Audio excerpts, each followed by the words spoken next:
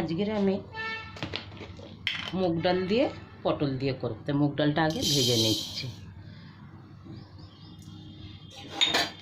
এখানে হালকা হালকা মুগ ডালটা ভেজে নেব, তারপর আমি পটলটা ভাজবো।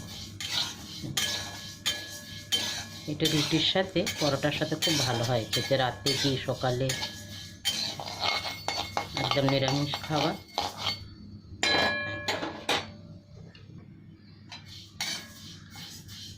মুগ ডালটা এখানে আমার ভাজা হয়ে গেছে, এবার লাগিয়ে নিচ্ছি, নিয়ে আমি পটলটা ভাজবো। কড়াটা বসিয়ে দিচ্ছি, এবার সাদা তেল দিয়ে দিলাম। তেলটা একটু গরম হবে, তারপর আমি এর মধ্যে শুকনো লঙ্কা, তেজপাতা, কালো জিরে দিয়ে দেবো, দিয়ে পটলটাকে ভেজে নেব।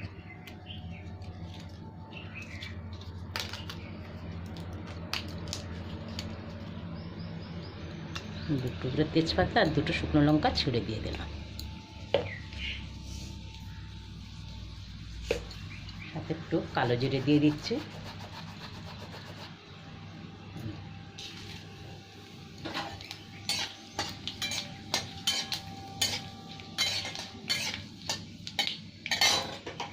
এখানে পটলটাকে দিয়ে দিই।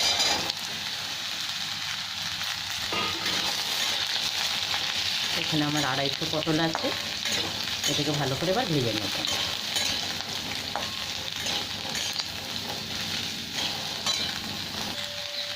এখানে আমি নুনটা দিয়ে দিলাম, ভাজা হয়ে যাবে। হলুদ দিচ্ছি,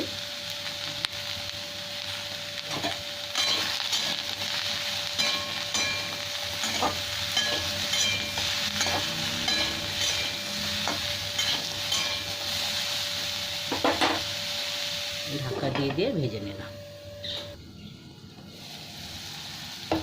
এবার আমি দেখছি ঢাকা দিয়ে ভেজে নিলাম পটলটাও খুব ভালো ভাজা হয়ে গেছে। এবার আমি ডাল তুলে দেবো, ডালটা ধুয়ে রেখেছি এখানে।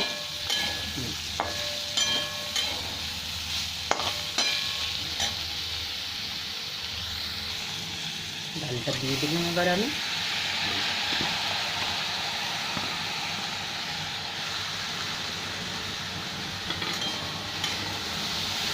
একবারে আমার হয়ে গেল আলু পটল। ডাল আর পটল আমার রুটির সাথে, রুটি পরোটা খুব ভালো হয় খেতে। আগেও আমি বানিয়েছি তো, তাই এখন বানাচ্ছি। এবার একটু জল দিয়ে দেবো।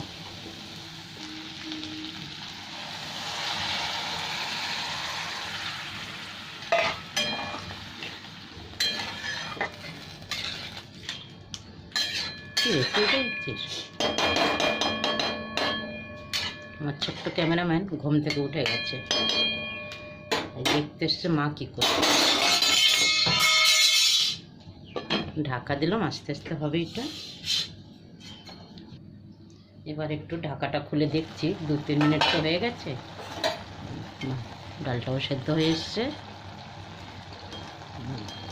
একটু সেদ্ধও হবে, আবার একটু গোটা গোটাও থাকবে, এরকম হবে।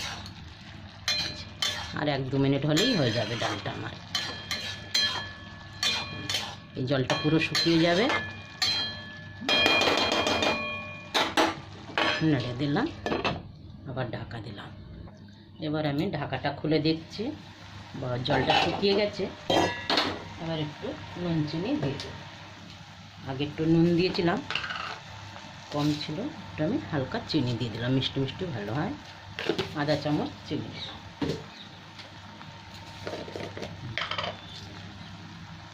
অল্প একটু নুন কম ছিল তাই নুনটা দিয়ে দিলাম। এবার একসাথে নেড়ে দেবো। জল তো নেই আর, না একদম শুকিয়ে গেছে। ডালও ভালো সেদ্ধ হয়ে গেছে, একদম মাখা মাখা হয়ে যাচ্ছে।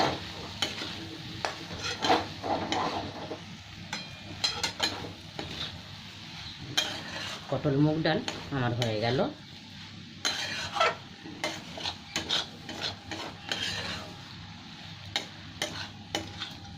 এটা পরোটার সাথে আর রুটির সাথেই খুব ভালো হয় খেতে, দেখেছি। কারণ আমাদের বাড়ি তো এরকমই হয়, পরোটা রুটি আর এরকমই তরকারিটা। আজকের আমার পটল মুগ ডাল হয়ে গেছে।